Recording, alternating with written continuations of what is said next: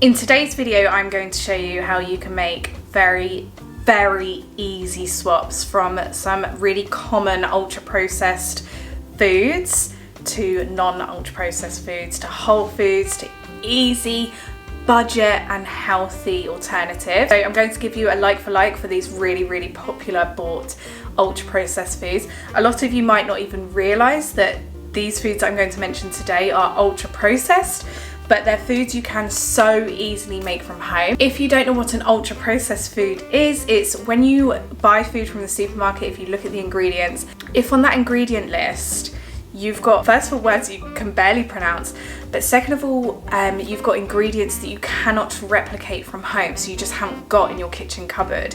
They're not a whole food. That is ultra processed.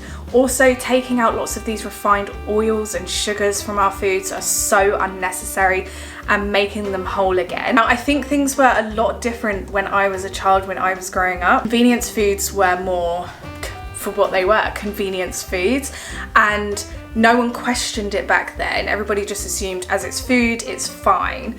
I mean, I remember being at my dad's some weekends and he would be buying pies that come out of a tin that have like a no sell by date. It was just mental. We would be, like, those pies were good, but he'd be like undoing a pie from a tin opener, putting that tin in the oven. Like, this was proper processed food, some of the foods that I grew up on. So yeah, I think growing up was a lot different to how it is now. I think we've got a lot more education now. We know that ultra processed foods are not good for us. We know that our body doesn't enjoy having them. They might taste good, we might think that we like them. Actually, a lot of the foods that I make from scratch, I actually think are much nicer than what you can buy from a supermarket in a jar or in a packet. So anyway, if you're not already, please subscribe, because most of my viewers are not actually yet subscribed. If you don't have to, if you don't want to, give this video a thumbs up if this is the kind of content you're here for. And yeah, let's get into food item number one. Next up, we're going to make a pasta sauce. Pasta sauce from scratch is 1 billion times better than what you can buy in a jar from the supermarket. It's also a lot more affordable. It's so easy. It's just teaching yourself a couple of things just so you don't sort of waste money on buying this jar of sauce, which actually doesn't taste as good as the homemade stuff. It's also ultra processed. There's loads of salts in there, there's loads of sugars in there, E-numbers, colourings, additives. You just don't need to have that in a simple good pasta sauce. So the pasta sauce I make is a base for so many things. You can make pasta bakes with it, spaghetti bolognese with it, you can make pizza sauce with it. It's just a really easy, simple base. If you are Italian, and if you're an Italian granny, I apologise, because it's probably nowhere near as good as your stuff, but it's just what I do. It's just the basic good pasta sauce that is budget friendly and delicious. So let's get on and make that. Okay, so to make a really simple basic pasta sauce, we're going to need some herbs. These are just things I found in my cupboard, but mixed herbs, basil is necessary, some garlic, onions and tinned tomatoes. I also found this in the cupboard, so I thought I might as well use that up. Any leftover sauce you can store in a jar, and some olive oil, and then we're going to need some salt.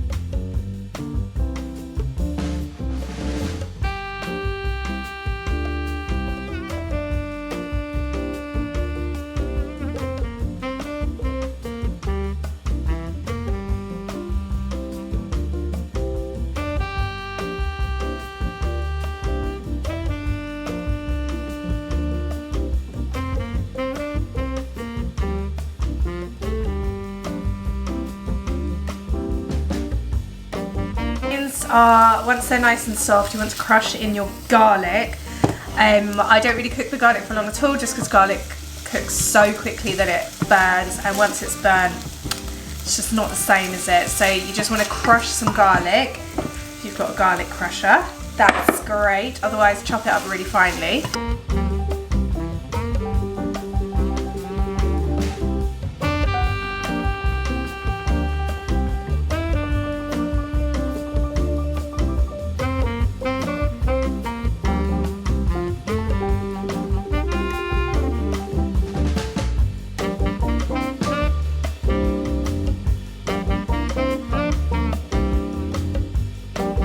Okay, so I've made a pasta sauce. It's so basic, it's so easy, smells divine.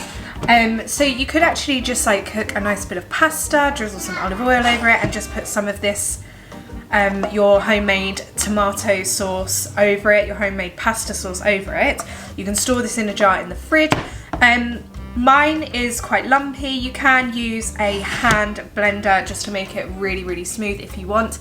I don't mind the lumps and bumps, although I might actually hand blend it just because it's going in this jar and it will just be easier to pour when it's going in the jar. So I might hand blend it and then pour it in a jar. So you can use this as a base for lots and lots of things. You can add lots of different cheeses at this stage and your pasta.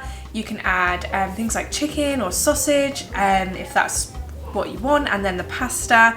Just treat it how you would when you buy a jar of pasta sauce from the shops.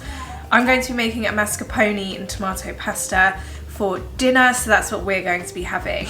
But yeah, first of all, let me blend this up, and then, oh, it smells divine. And that's our pasta sauce.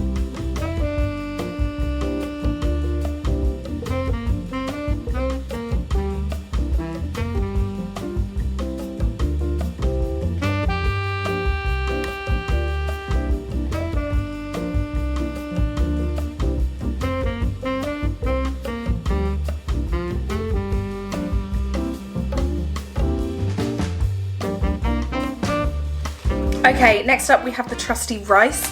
Rice is definitely a cupboard essential. It's absolutely crazy because quite a lot of people I speak to, sort of online and in real life, do not know how to make rice from scratch. You buy pre-cooked rice. There's a lot of things in rice that's pre-cooked that just sort of goes in the oven. That makes it ultra processed. You can so easily, oh, didn't shut the bag properly. You can so easily make rice from home in 20 minutes. Actually much better like consistency in my opinion. So rice is a really important one that we are going to learn how to make from scratch. Okay, rice is so simple. If we're just going to make a plain normal basmati rice today, you can jazz this up. You can add grated carrots, you could add minced garlic, you can add a chicken stock cube into this if you want like more chickeny, savoury style rice.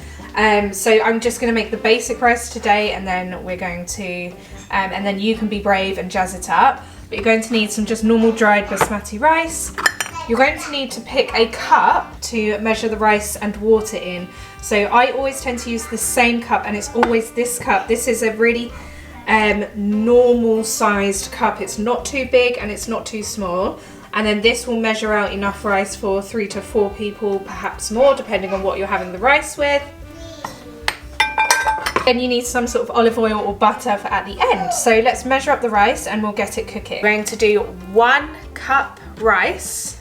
This is the 1 cup rice. Then 2 cup water. So 2 of this of water on top, all goes in here. And then I'll show you the next stages. My microwave is a standard 800 watt microwave, and I do this for 20 minutes and I don't check on it. Now, let's get that measured up and then we'll do the rest.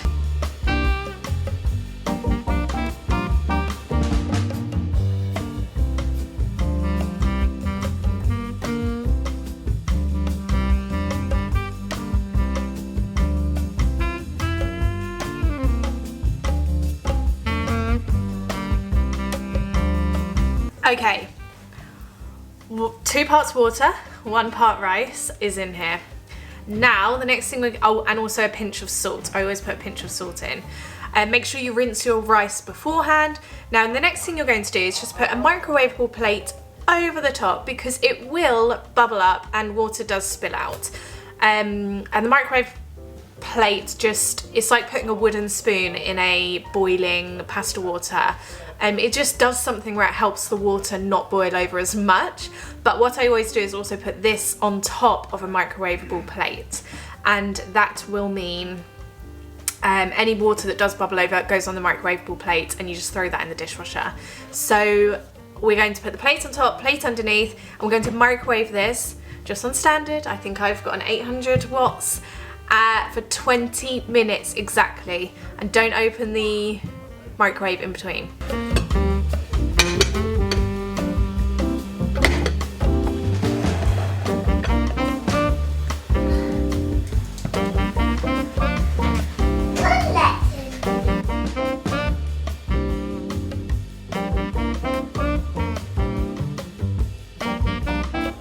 There we have it, gorgeously fluffy rice. Such an easy method of making rice.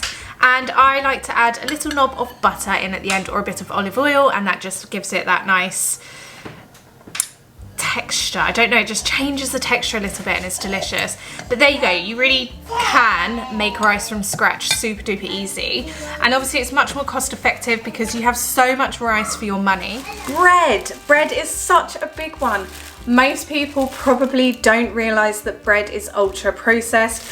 There is a lot of ingredients in bread. It's just to keep it okay in the packaging so they reach the supermarkets and it's in a okay condition to sell.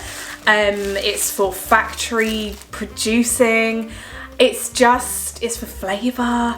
It's just something that has been over the years like so ultra processed now.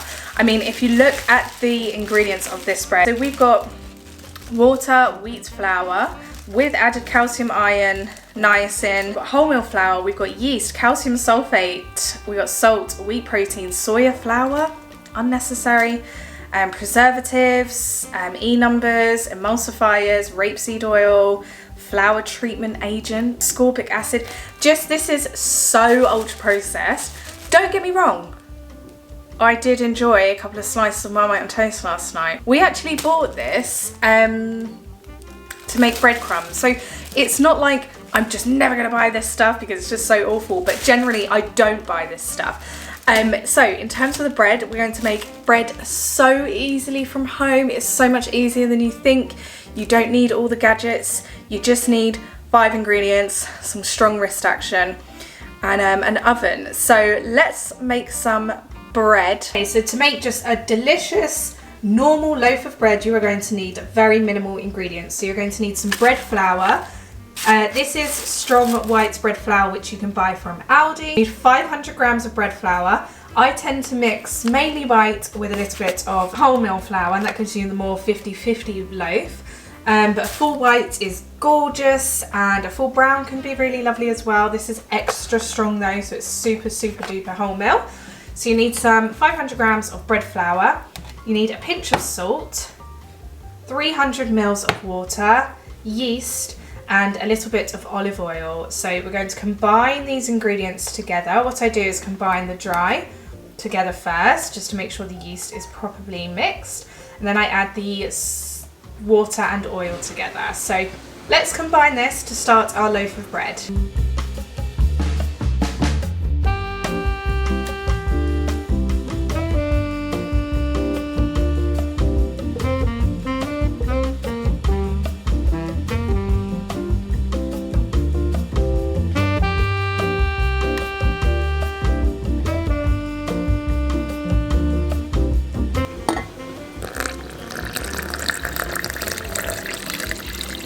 Okay, so all ingredients are together.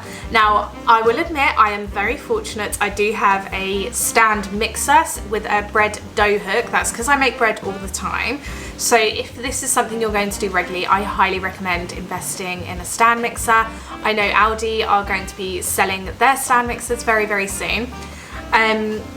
So combine all the ingredients and then you are going to knead it together. If you're using your hand, essentially you just want to keep twisting it around, doing this, twisting it around, just making sure it's completely combined until it's sort of all stuck together and like a ball of dough.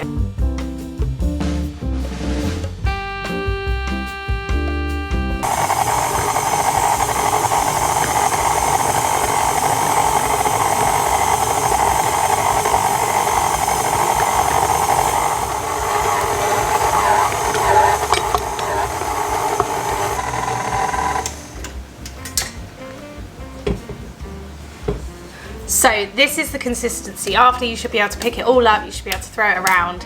It should be a little bit sticky, but mainly just easy to hold. It shouldn't be too sticky that you can't actually just hold it in a ball. So now what we're going to do is leave it in your dish. We're going to cover with a tea towel and we're going to let it rise. Now, if you've got a cold kitchen, despite it being nearly May, it's very cold in England. You want to pop it on a windowsill where there's likely to get sun. What's the sun, I hear you ask? well, if you're from England and you don't know what the sun is, it's a really big ball of heat. So anyway, you want it to go somewhere warm. So what I'm going to do is pop a tea towel over it, and then I'm going to just pop it on the bench behind this door, which is next to a radiator. Because yeah, my heating's been clicked on today. So anyway, that's the last sarcastic comment about the weather. But let's cover with this tea towel. Okay, let's check on our bread. It's been a couple of hours now. Oh, it's done what it needs to. Doubled / tripled in size. So now what we're going to do is we're going to beat it around for a little bit, and then we're going to pop it in the bread tin. You don't have to use a bread tin, you can just go free flow, just arrange it in the shape of a loaf of bread, and then we're going to leave it for another little while just to prove again, and then we can score it at the top. We can try some bread art. I don't normally do bread art, but for you guys I will try.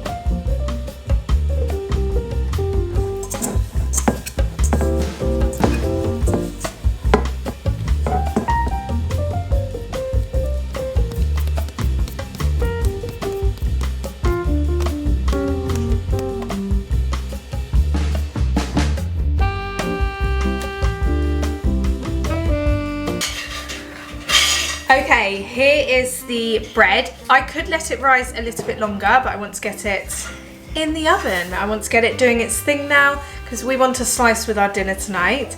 But yeah, it's risen quite a lot. It's now bread shaped. It's going to be delicious. You try and do a tiny bit of bread art, although I never normally do this because I just shove it in the oven. You alright, honey? Yeah. Yeah? Yeah. That's the extent of it. Right, let's get it in the oven though. It's going to go in the oven for about 40 to 45 minutes, but obviously keep an eye on it.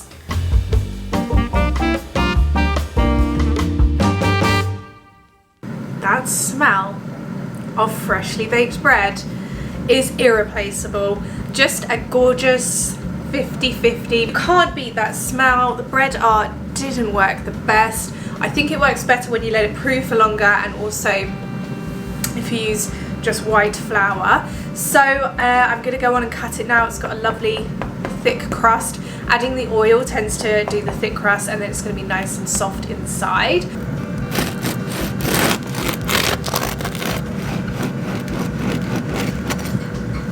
Woo!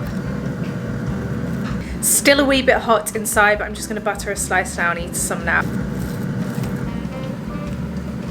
Oh, I would choose this over this all day, every day. But I'd also just like to say, if you do get this, that's absolutely fine. I think everything in moderation. If you can just make a few swaps that are achievable for you. So simple, so delicious. You can obviously jazz this up with seeds and other bits. I can do another video where I'm including those in my bread recipes. I have got another swaps for ultra processed foods coming up soon, so if you want to see that, make sure you're subscribed. Hope you enjoyed the video, give it a thumbs up, and yeah, I'll see you again really soon for the next one.